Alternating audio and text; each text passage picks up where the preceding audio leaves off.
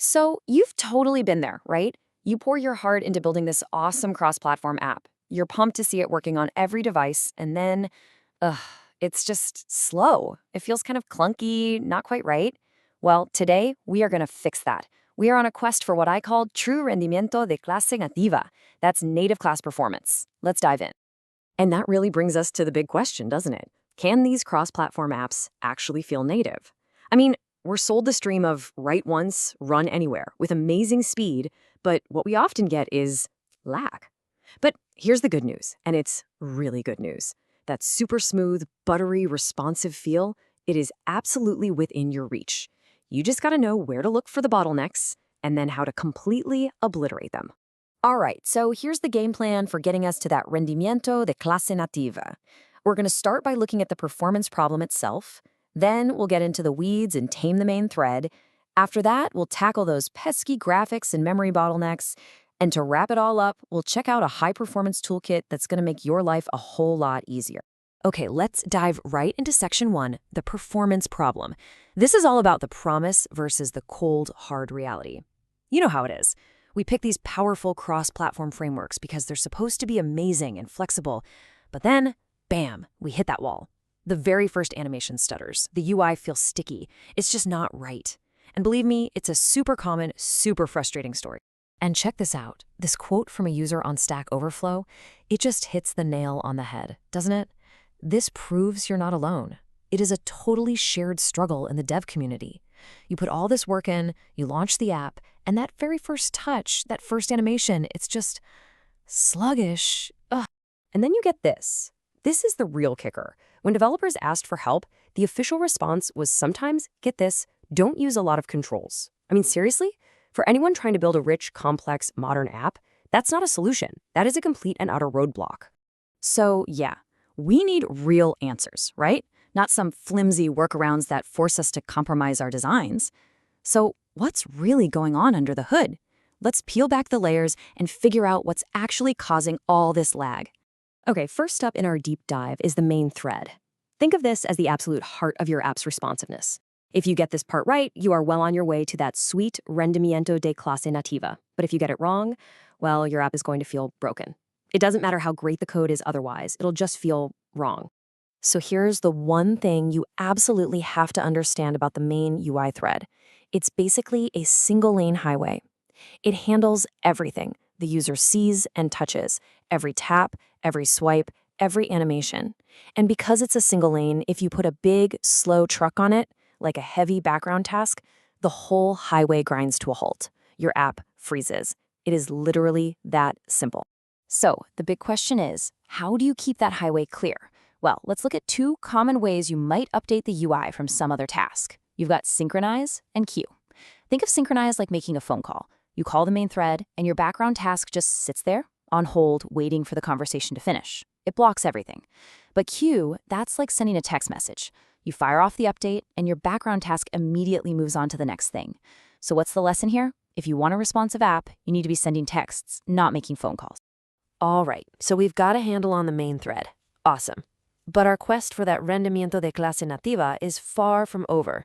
Now we've got to face the next 2 bosses, graphics and memory bottlenecks. This is where things get visually laggy. So let's talk graphics. A really big deal lately is that ROD Studio now supports Skia. If you don't know, Skia is the powerhouse 2D graphics engine from Google. It's what powers stuff like Chrome and Android. So for us, that means we can create way higher quality, more beautiful UIs. It's a huge step up. But, and there's always a but, isn't there? Just because you have a powerful engine doesn't mean it's the best tool for every single job. There are trade-offs. It turns out that when you're drawing a ton of images, like hundreds or thousands of them, Skia can actually be slower than some of the older, more direct methods. And this isn't just a feeling. We've got the hard data to back it up. Look at these benchmarks on a Google Pixel 7.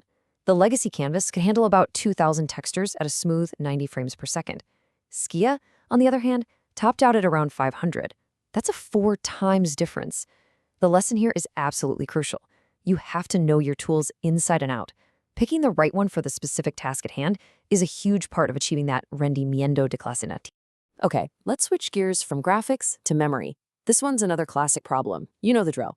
Your user tries to load a beautiful high-resolution photo they just took, and poof, the app just crashes, out of memory. Why? Because we're trying to stuff a giant 12-megapixel image into a tiny little thumbnail view. It's a total recipe for disaster. So how do we fix this? The solution is actually pretty elegant. You load images smartly. Here's the 3-step process. Step 1. Before you even think about loading the image data, you just check its dimensions. You can do this without using almost any memory. Step 2.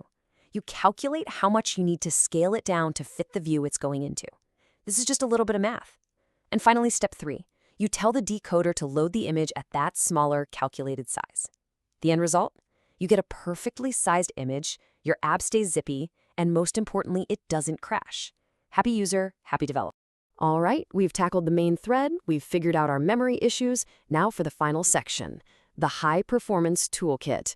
This is all about working smarter, not harder, by using tools that are already built for insane speed. And this is the best part, really. You don't have to go and reinvent the wheel for all of this stuff. The community is amazing, and there are libraries out there, like Alcino, that give you these incredibly optimized components right out of the box. It's like a performance upgrade you can just drop into your project. And that's really the whole mission behind a library like Alcinoe. It's about empowering developers to build fast, modern apps without the usual complexity or performance bottlenecks. They handle all the nitty-gritty performance tuning so you can just focus on the fun part, building an awesome app for your users. So what makes these optimized controls so special? Why use them? Well, a lot of them use clever tricks like double buffering, which means they kind of preload their visuals in the background. They are designed to be much more faster to draw than the standard controls you might be used to. So you've got things like the tail button or the tail toggle button. These aren't just replacements, they are high-performance upgrades that make your UI feel incredibly snappy. And that really brings us to the most crucial point of this whole discussion. You can write the most efficient back-end code in the world, but you can't build a fast app on a slow foundation. Choosing the right components for your UI is just as critical, maybe even more critical than the logic behind them. It all has to work together. So when you put it all together, what have we learned? That achieving rendimiento de clase nativa, it's not some magic trick or some impossible myth. It's a choice. It's a series of conscious decisions you make about how you handle your UI thread, how you manage memory, and the tools you choose to build with. Performance is a choice. So the only question left is, what are you going to build?